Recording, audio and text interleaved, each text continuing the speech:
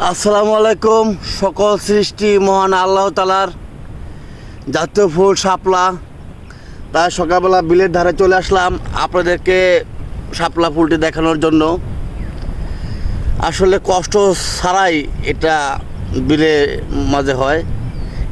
এই ফুলটা সকাল 10টার পর থেকে এটা ধীরে ধীরে আবার এরকম চিমে যায়।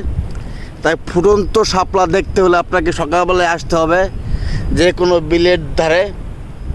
দেখতেই পাচ্ছেন গাইস, কত সুন্দর ফুল। আমি এখন আছি বিলের মাঝখানে শাপলা ফুলের বাগানে। গাইস ওয়াও না?